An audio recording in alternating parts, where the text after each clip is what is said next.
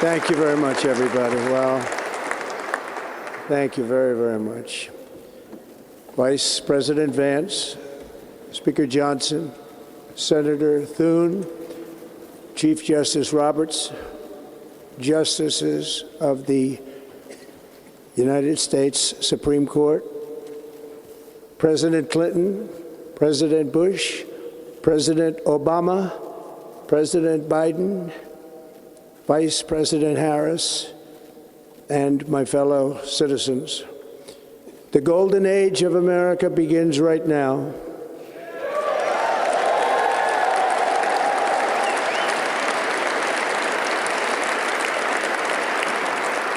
From this day forward, our country will flourish and be respected again all over the world. We will be the envy of every nation, and we will not allow ourselves to be taken advantage of any longer. During every single day of the Trump administration, I will very simply put America first.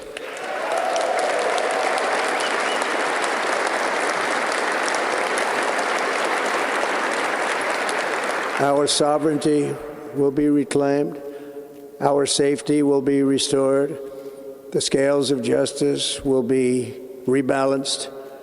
The vicious, violent, and unfair weaponization of the Justice Department and our government will end.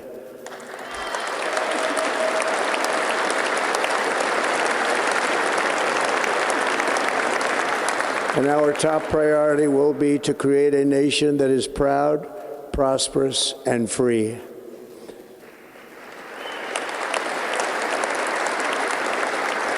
America will soon be greater, stronger, and far more exceptional than ever before. I return to the presidency confident and optimistic that we are at the start of a thrilling new era of national success. A tide of change is sweeping the country. Sunlight is pouring over the entire world. And America has the chance to seize this opportunity like never before. But first, we must be honest about the challenges we face. While they are plentiful, they will be annihilated by this great momentum that the world is now witnessing in the United States of America. As we gather today, our government confronts a crisis of trust. For many years, a radical and corrupt establishment has extracted power and wealth from our citizens while the pillars of our society lay broken and seemingly in complete disrepair. We now have a government that cannot manage even a simple crisis at home, while at the same time stumbling into a continuing catalog of catastrophic events abroad. It fails to protect our magnificent, law-abiding American citizens, but provides sanctuary and protection for dangerous criminals, many from prisons and mental institutions that have illegally entered our country from all over the world. We have a government that has given unlimited funding to the defense of foreign borders, but refuses to defend American borders or, more importantly, its own people. Our country can no longer deliver basic services in times of emergency, as recently shown by the wonderful people of North Carolina, been treated so badly.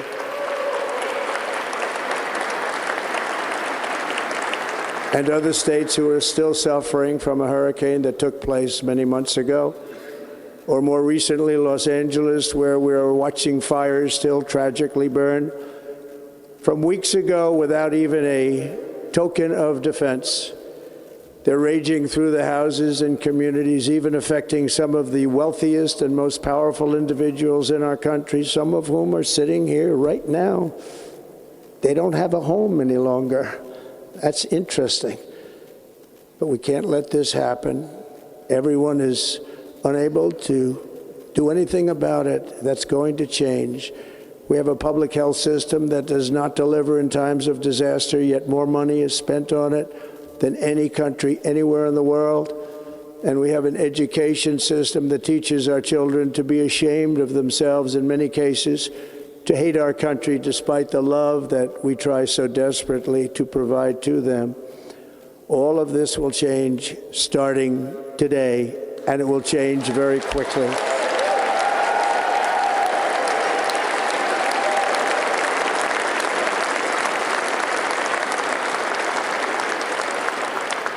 My recent election is a mandate to completely and totally reverse a horrible betrayal and all of these many betrayals that have taken place, and to give the people back their faith, their wealth, their democracy, and indeed their freedom. From this moment on, America's decline is over.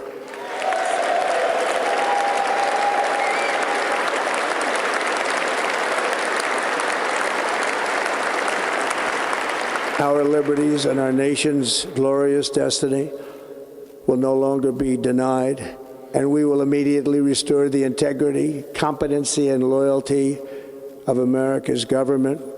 Over the past 8 years, I have been tested and challenged more than any president in our 250-year history, and I've learned a lot along the way. The journey to reclaim our republic has not been an easy one, that I can tell you. Those who wish to stop our cause have tried to take my freedom and indeed to take my life. Just a few months ago in a beautiful Pennsylvania field, an assassin's bullet ripped through my ear